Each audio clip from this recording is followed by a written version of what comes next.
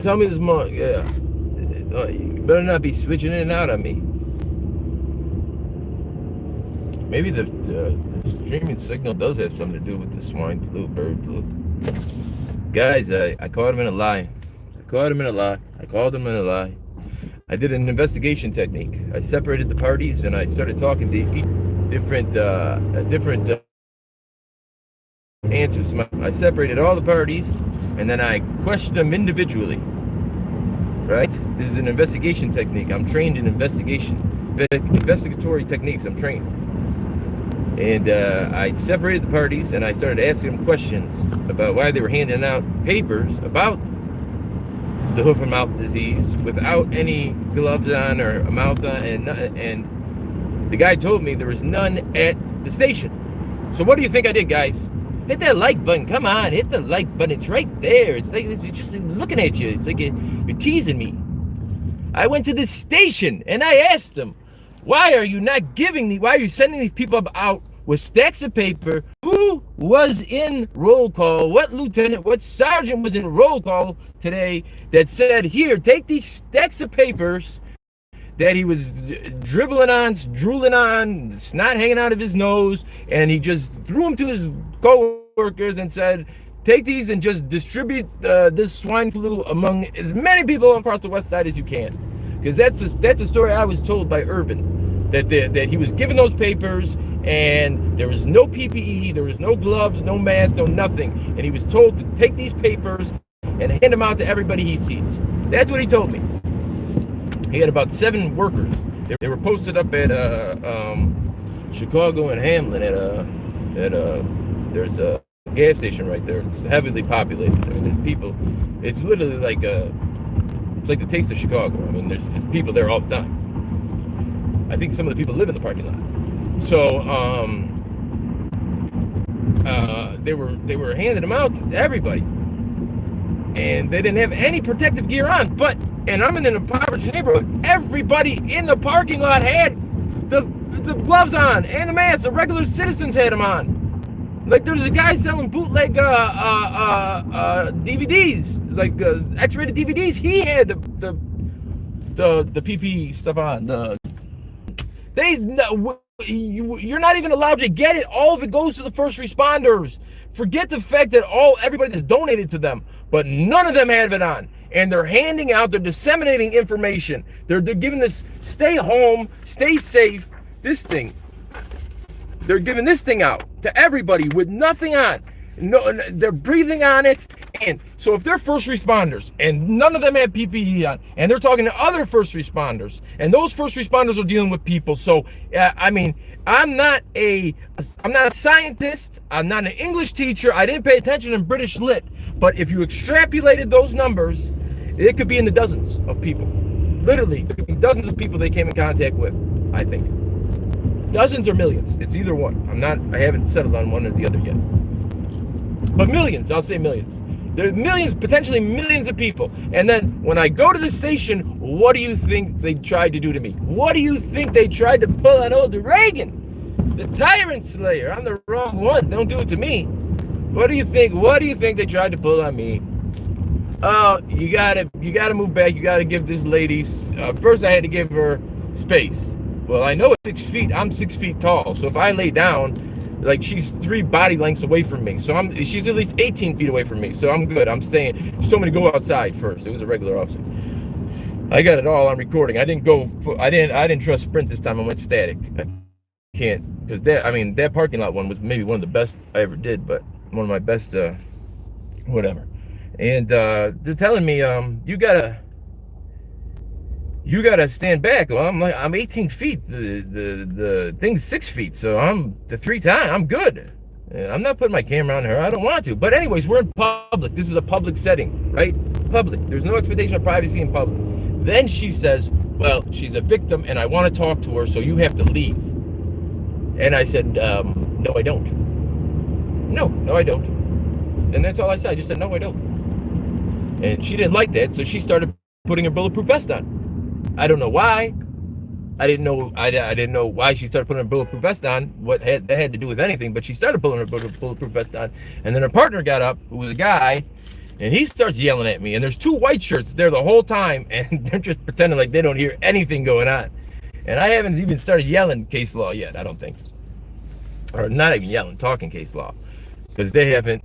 So no, they're like, you got to leave because she's a victim, and then they got into all that, and then that's when I'm like, well, you have care, custody, and control of this building. It's your requirement to make privacy if you need it. You cannot expect to be in a private conversation in a public setting. This is a public building. This is the public access point to this building. 90% of this building is not public. It's you have. It's got to be security clearance only. So you have to take her in one of those access points. You cannot have a private conversation in a public setting and expect it to be private. Furthermore, if I were all they wanted me to do was turn off my phone. If I were to turn off my phone, I could still hear it. So it's still not private. I'm still hearing it. The law makes no distinction between the phone, your eyes, and your ears. So if I can hear it and I can see it, I can film it. It's like if a doctor came out into the waiting room and started talking about what the patient had, hemorrhoids or herpes or whatever, and he expected the other people just not to listen. Like the onus is not on me to leave a public area so you can have a private conversation. The onus is on you to create privacy. The onus is not on me. This is the people's building. I'm a member of the media. Furthermore, I'm a citizen. I am not leaving anywhere. The onus is on you. So you can strap up all you want. I'm not going anywhere. I'm official like a referee with a whistle because I got my media pass credential that does not exist right around my neck right here. Here, I got this go to Joe Kaiser's website that says press credential, protected activity of independent media. I don't know if she's going to take a rocket launcher, or she's going to hit me with a stun gun, or I don't know. Maybe I was about to be assaulted. What was you're gonna see? She started getting her bulletproof vest on. I don't know what that had to do with anything. And then finally, the two white shirts could not ignore it anymore. And it just so happens that I had been talking to one of the white shirts the other night. He was a guy that I saw on my live, looked like Don Knotts from Three's Company, looks like Mr. Furley from Three's Company. We were on the west side. So we were actually closer to Comiskey Park than we were Wrigley Field. So that didn't even make sense. But he was a cool guy. He was a really nice guy. He was sitting in a car with another white shirt. So he's in the passenger side, and he looks like Mr. Furley from Three's Company. If you don't know who that is, Google it. And he's talking to us all nice, me and Joe Cool and Jeff Bronson, and he's being hospitable, and they're at a scene that somebody just shot somebody up the other day. So I think they're just staying there and guarding the scene. Anyways, he was sitting there, and they're right there in the middle while me and this lady are going back and forth, and while she's vesting up, and while the other guy that's working on a little desk duty with her doing clerical work and stapling paperwork, he stands up, and they're like coming around like they're coming to get me. And she put on her bed, and it was like we're coming. And then right when they got to the edge, they're like, Sarge, what do you want us to do? And I'm like, it doesn't matter what he wants. It doesn't matter what any of you want. This is what's going to happen. This is what the rules are. This is what it is. Like, this is the law. You're bound by the rule of law. You enforce law. There's 3 levels, right? There's the executive body, which you are. You enforce law. There's the judicial body, which interprets law. And there's the legislative branch that makes law. You have no discretion. You can only enforce law. Now you decide not to enforce the law or to enforce the law, but you can't make up laws. You can't kick me out of a building. We might as well be in a public park. We might as well be at a park right now, and you telling me to leave. That's as much legal standing as you have. You have the same amount of legal standing to tell me to leave a public park so you can have a private conversation as you have to tell me to leave this public area. And they wanted me to leave for a half an hour. Yeah, you're gonna leave. And the sergeant was trying to mediate. He was like, okay, just leave for 10 minutes. And the girl goes, no, I need a half an hour. Well, half an hour? What are you doing, her hair? Is she getting her nails did? Anyways, old Reagan F. Peabody stood on it. Stayed right there, didn't leave nowhere. I'm a member of the media, essential. What do you guys think about that? What's up, New Mexico citizen? Go on over to New Mexico citizen. San Joaquin Valley Transparency. Big dog, the Godfather. The Godfather. Listen, San Joaquin, there's people that would kill to have your channel. The one you have right now. Think about that. Think about the fact that you're about to pass me. Enough, big dog. I understand, but it's all a matter of perception, right? There's people out there that don't got nothing. I'm telling you, I saw the people that didn't have nothing. They at least had masks on and stuff. Well, here, take the bird flu. Here, this is what I'm giving you, and this is what you're gonna have to do now once I give it to you. I'm actually giving you the paper, and then I'm telling you what you have to do now once I give it to you. It was ridiculous. Never walk alongside each other. I never thought of myself as a big... Joe, you're the big channel. You're the biggest. You're the biggest and the best and the brightest. There's like, there's like, I'll say this. I know it's just, stuff's going to get choppy over here because it always gets choppy even when I'm on the phone. But, like, there's different circles. Like, if you want to call them, I don't like to say, I'm not an auditor, but that's what most people think of it as. Whatever. But there's different auditing circles because, like last summer, me and Joe Cool would sit on the back, and I got a channel. I don't really watch the videos because I'm so busy on my channel. But I'd be like, did you see and he'd be like, oh, I don't even know that channel. And then he'd be like, did you see I'd be like, no, I don't. There's two different, you know, he bred me in the game. Like, you know how there's NFL coaches and then other coaches come from that coach? They all come from Bill Parcells at like 7,000 in 24 hours. And so I was always on, like, I would get emails to put this video out, and like I wouldn't do it or whatever, I didn't want it, or I was too busy, or I was just about to do it, and good old San Juan King, I got 124 before I even fucking blinked. He's in at 124 carats before I even blinked. I'm like, son of a bitch, I wish I'd have been faster on that one. So always me and him have been on the same path. But I'm saying there's other circuits, like, because there's some people that I never see that, like, the type of videos that Cool watches, I don't watch.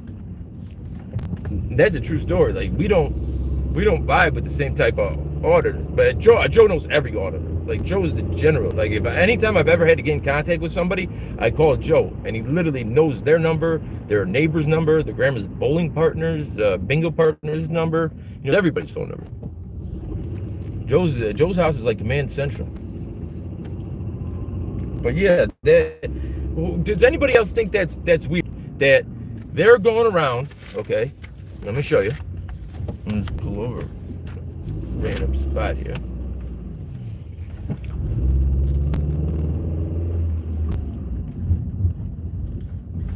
Chicago's like any other city. I seen a scene the other day. There's like, oh, there's no good spots in Chicago. Just get out of here. I don't even need to know good. What are you talking about? There's just AKs firing all over the place in Chicago like it's Beirut.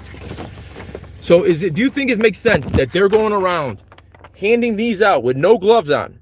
Stay at home, stay safe. You know what you do? With order in place, individuals can still fulfill all the essentials, including traveling to obtain necessary supplies, attending medical or mental health, stay at home, stay safe. Don't. That's what they were doing. All these don'ts is what they were doing. Visiting private businesses. They were literally at a private business for no other reason than to hand out these papers. Oh my God, dude. And every paper, they give them a big stack of papers in the hood. The same stack is still there. I went in there and talked to the guy. He's like, no, the paper's still here. Nobody's taking those. They don't want them. I'm like, good, let me have them. But these surely have every disease known man on them. I'm taking my life in my hands. That's why I got my gear on. You know? Because if you think, if they're first responders and they deal with people, it's not multiplying. He's not even multiplying the numbers. It's taking the numbers to the third, fourth, fifth, sixth, 10th, millionth power of fucking buffering. God damn it, Sprint. I can't do nothing anyways, dude. I can't do nothing if I'm buffering, Bryce.